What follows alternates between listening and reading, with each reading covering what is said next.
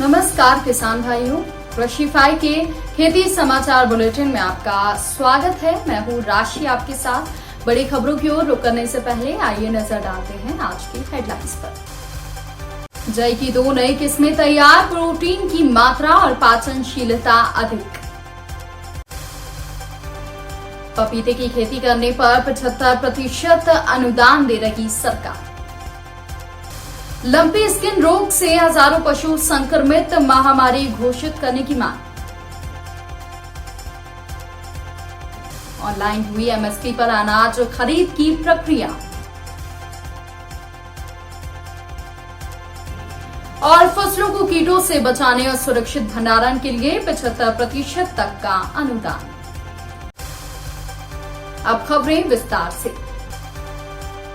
हिसार स्थित चौधरी चरण सिंह कृषि विश्वविद्यालय के चारा अनुभाग ने जय की 2 नई उन्नत किस्में HFO 806 और HFO 707 तैयार की हैं। इन्हें देश के उत्तर, दक्षिणी, पश्चिमी और पर्वतीय राज्यों के किसानों व पशुपालकों के लिए फायदेमंद माना जा रहा है। इन दोनों किस्मों में प्रोटीन की मात्रा, पाचनशीलता अधिक होने के कारण ये पशुओं के लिए काफी बेहतर हैं। HFO 707 किस्म की औसत पैदावार 23.8 क्विंटल प्रति हेक्टेयर है। इससे हरे चारे का औसतन उपज 696 क्विंटल प्रति हेक्टेयर, सूखे चारे की औसत पैदावार 135 क्विंटल प्रति हेक्टेयर हो सकती है। ये 2 कटाई वाली किस्म है। साथ ही ये बीमारी के प्रति मध्यम प्रतिरोधी है। HFO 806 किस्म से दक्षिणी जोन में हरे चारे की औसत पैदावार 376.4 है और इसकी औसतन पैदावार दक्षिणी जोन में 9.5, पर्वतीय जोन में 23.9 क्विंटल प्रति हेक्टेयर है। ये किस्म पाउडरी मिल्ड्यू बीमारी के प्रति मध्यम प्रतिरोधी है। बिहार सरकार किसानों को एकीकृत बागवानी मिशन के तहत पपीते की खेती करने के लिए प्रति एकड़ 75% की सब्सिडी दे रही है।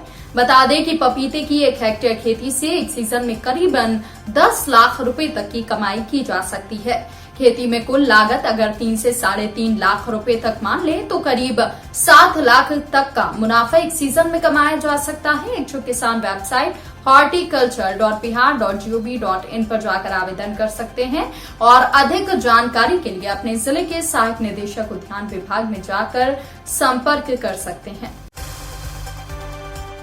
देश भर के पशुओं में लंपी स्किन रोग तेजी से फैल रहा है। अभी हाल ही में पिछले कुछ महीनों में 11 से अधिक राज्यों में ये बीमारी बुरी तरह फैल चुकी है और पशुओं को प्रभावित कर रही है। हिमाचल प्रदेश में इस बीमारी के कारण बीते कुछ दिनों में 53,000 से ज्यादा मवेशी संक्रमित हो चुके हैं, जिससे देखते हुए प्रदेश के डेयरी किसानों ने इस बीमारी को महामारी घोषित करने की मांग की है। इस पर आपदा प्रबंधन प्राधिकरण का कहना है कि राज्य के पशुपालन विभाग ने इस रोग को महामारी घोषित करने की सिफारिश की है, लेकिन अभी तक किसी भी राज्य ने इसे महामारी घोषित नहीं किया। इसलिए इस संबंध में केंद्र सरकार के दिशा निर्देशों का इंतजार किया जा रहा है। प्रदेश में लंपी स्किन डिसीज का ये पहला मामला 22 जून को सामने आया था। इसके बाद से इस बीमारी के मामले तेजी से बढ़ रहे हैं। पिछले 2.5 महीने में ही प्रदेश के 53,000 से अधिक पशु संक्रमित हो चुके हैं। वहीं इस वजह से 2,000 मवेशियों ने दम तोड़ दिया। मरने वालों में गायों की संख्या ज्यादा है।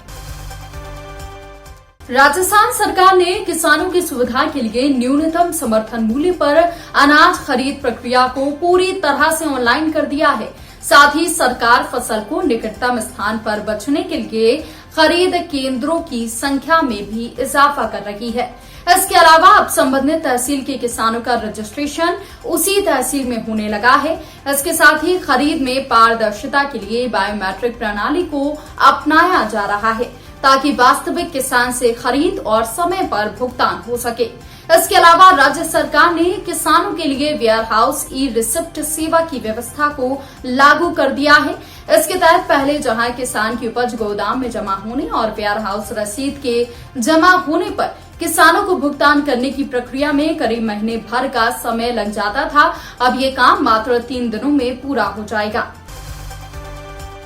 उत्तर प्रदेश सरकार फसल को नुकसान से बचाने के लिए कीटनाशकों, स्प्रेयर और भंडारण के लिए 75% तक अनुदान देने जा रही है। इसके तहत नैपसैक स्प्रेयर, पावर स्प्रेयर आदि कृषि यंत्रों पर 50% अनुदान दिया जाएगा, जबकि खरपतवार कीट रोग के नियंत्रण के लिए रक्षा रसायनों पर 50% अनुदान मिलेगा।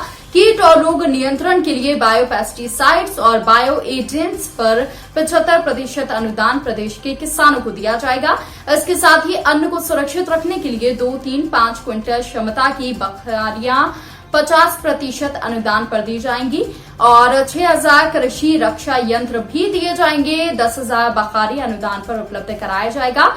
अधिक जानकारी के लिए कृषि विभाग में जाकर आप संपर्क कर सकते हैं। बता दें कि योजना का क्रियान्वयन 2023 से लेकर 2026-27 तक किया जाएगा। इस दौरान सरकार 19,257.75 लाख रुपए खर्च करेगी।